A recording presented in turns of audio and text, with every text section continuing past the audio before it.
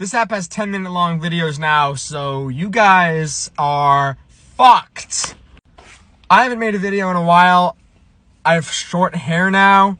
And I want to talk about something that just pisses me off. And that is Toru from JoJolion. I fucking hate that guy. If you know me on any other platform except for this dumb app, you'll know that I fucking hate Toru. I was a little adverse to him when he first got revealed in the manga, and then as time went on, I was like, fuck this. I actually didn't think he was even the main villain up until a certain point. I had to admit it. I was like, alright, fine, I'll fucking... In all honesty, Jobin is a better villain. Let's just admit it. I think we all know that. Toru has a lot of problems, and he isn't very good. A lot of people say they like him because he has a good stand, but at this point, his stand is like a different character than him. They're introduced separately, and they die separately. What more? I mean, yeah, Wonder of You is his stand, but when we're introduced to Wonder of You, he's Satoru Akefu, a separate character. The lore of Toru and Satoru are completely separate. They only kind of like merge together when Araki is like, yeah, no, they're the same. There's no formal like, aha, oh, all this time we've been looking for Satoru, it's actually Toru. Not that that's like a huge problem, but the fact that there's no like, boom, they're connected. It just, in your brain, especially me and other people who read this stupid manga, they also die separately too, by the way. Toru dies and his stand persists, so they're basically separate fucking characters. So I don't want to hear, oh, I like Toru because he has a great stand. Because you can enjoy Wonder of You and also not like Toru. I love Wonder of You. It's my favorite stand in the series. Awesome, scary robot doctor wearing a... What? It's awesome. Toru sucks. The thing with Toru is that he is kind of like the groundswork for what could have been a cool villain, and then he just kind of doesn't go anywhere. He's introduced a little too late into the plot. And don't come at me and say, oh, you know, Kira is introduced late too, and Diavolo. There are really big differences and inconsistencies between Diavolo, Kira, and now Toru. For one thing, Kira is not the mastermind of like an organization that has been in the plot the entire time, manipulating the events of the entire part. If he was, I'd be a little bit more steamed that he gets introduced late.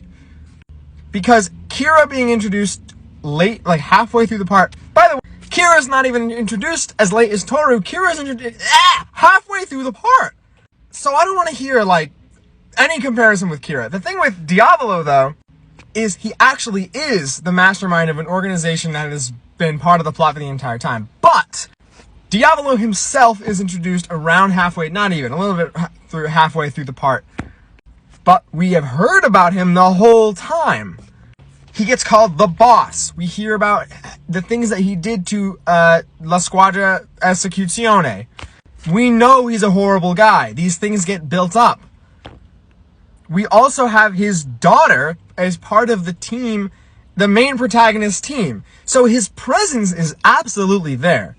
I don't love Diavolo either. I think he's got a cool design, he has a cool stand, his presence is interesting, but he just is kind of whatever as a character. But what Diavolo is kind of meh at, Toru is just like, it's a different level of bad. If Pucci is up here and Diavolo is here, Toru's in fucking hell. So he gets introduced too late. Kira's also introduced too late. Diavolo's introduced too late. That doesn't mean that they're bad characters because of it, but a lot of Toru is like accentuated by this lateness to him. He has no presence whatsoever throughout the entire part. We don't know that he exists until Araki tells us he exists. And what he's been doing all this time is really dumb and vague.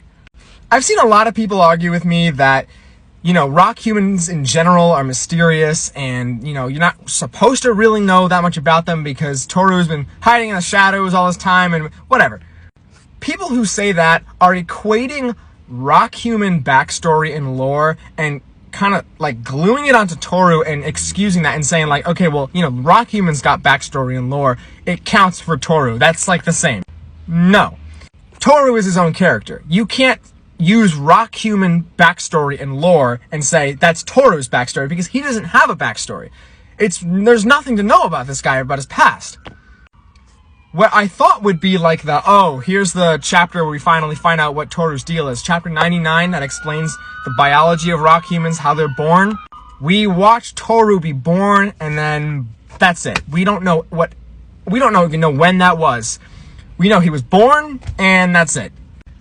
Chronologically, the next time we see Toru, he is in Morio, which, by the way, we don't know how he got there. He could have gotten there, he could have been born there, he could have gotten there after. We don't know how, when, why. The next time we see him is in 1941 in the Radio Gaga flashback with Joseph and Lucy. We see him harvesting some lokakaka in the forest or the orchard around the Higashikata estate, which is like kind of unsettling when you watch. That's the final chapter that he appears in, and it's the final chapter of JoJolion. It's a little unsettling after all this time. You see that and you're like, oh, whoa, he's been there the whole time.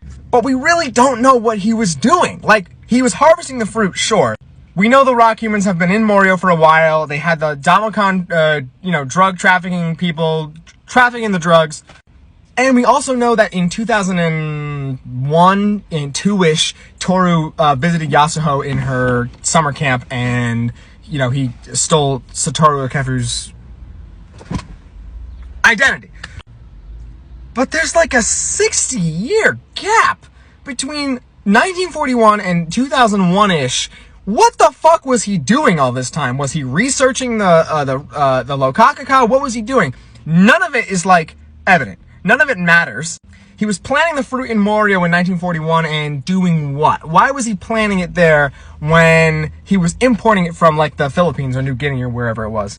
And then for 60 years, there's this, black period. You're like, what? It's just void. He only assimilated into TG University Hospital. He only, became a doctor, basically, a fake doctor, in 2001-ish. That's the earliest that he did that, because that's when he went to Yasuho to find the head doctor as identity. So what was he doing all that time? He wasn't fucking doing research, trying to do such and such. What? He also talks to Yasuho about, Bill Gates or some stupid fucking bullshit, but that's so, who gives a fuck?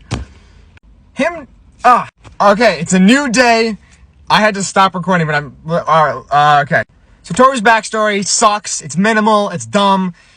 Everyone tries to tell me, they're like, you're not supposed to know that much. Rock humans, such and such, but that makes Toru not interesting. You can say, oh, rock humans, da. You can't say this is the rock human's backstory and also say it's the same as Toru's, because Toru's the leader. He's the founder, whatever. Where did he come from? Why is he there? Why does he... There's one thing, there's being mysterious, there's having a mysterious past, and then there's having, no past. I'll bring up Diavolo again, because he has a mysterious past. He was born in an all-female prison after his mother was there for, 8 years, which makes no sense. That's mysterious. He burned down his village, he's kept his mom alive in his basement, and he killed his foster father, and he burned down his village. Ugh. That's mysterious. That's not, I'm not sitting here why don't we know more about Diavolo's past? Because that's mysterious. The point is that it's a myth. It's this guy's so crazy, he burnt down his, it sounds like a story. Toru is just void. So he gets introduced late, he has no backstory, he has no presence in the plot. He also has, almost no personality. I reread JoJolion recently, and I really loved how he was introduced, because he's really goofy and weird. But then, kind of after the hospital visit, when they go to the Higashikata estate, he's just, a normal, he sits in some trees and dances to music, and then he's all intimidating. But, 10 minutes before that, he's like, hey, Yasuho, you piss in that fucking elevator? Whoa. There's also, the Josuke, Yasuho, him love triangle, which they almost did when Josuke meets, and he's like, oh, you used to date him? That's fucked up. And then that just goes nowhere, so that's whatever. He tries to reconnect with Yasuho for some reason, and then as soon as she starts to fight, he's like, alright, fuck you, now you're on my hit list. And he's all super intimidating until he's about to die, and he's like, no, wait, come on, remember when we used to date? No, please don't let me die. And that comes out of fucking nowhere. You can't even, fake sympathize with him in that moment, because he's never had another moment of weakness like this. It's not something we can latch onto and say, what if Yasuho... It's the end of part 7 when Valentine says he'll bring Gyro back if Johnny just tosses his gun over. He's lying because Valentine's deceitful and a liar. But this is brand new for Toru. This just comes out of nowhere. I'm running out of time. I may make a part 2. I might make a longer video. Thank you for watching. Bye!